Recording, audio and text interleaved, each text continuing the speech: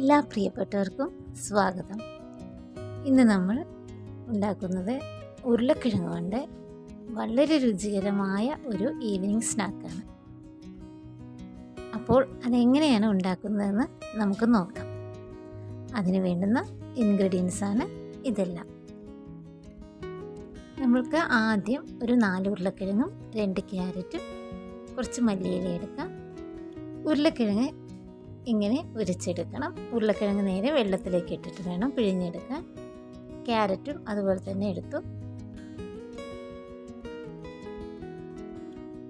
ഇനി വേണ്ടത് ഇഞ്ചി, വെളുത്തുള്ളി, പച്ചമുളക്. ഇത് നമുക്കൊന്ന് ചതച്ചെടുക്കണം.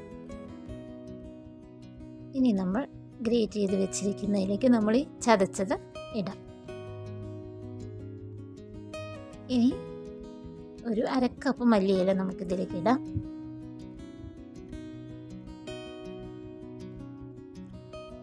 ഇനി 4 ടേബിൾ സ്പൂൺ കോൺഫ്ലവർ. വെള്ളത്തിലിട്ട ഉരുളക്കിഴങ്ങ് നമ്മൾ നല്ല പിഴിഞ്ഞെടുത്തതാണ്. ഇനി നമ്മൾ ഒരു 3/4 ടീസ്പൂൺ ഉപ്പിടാം. അതിനുശേഷം 1/4 ടീസ്പൂൺ കുരുമുളക് പൊടി കൂടെ ചേർക്കാം.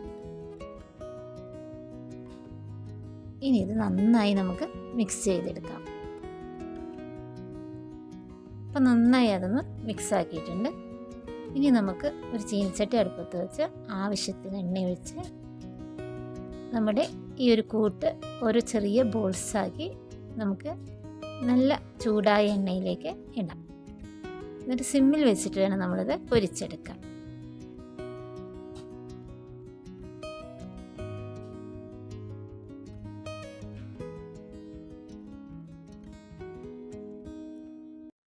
ഒരു ഭാഗം ആകുമ്പോൾ നമുക്കിതൊന്ന് തിരിച്ചിട്ട് കൊടുക്കാം.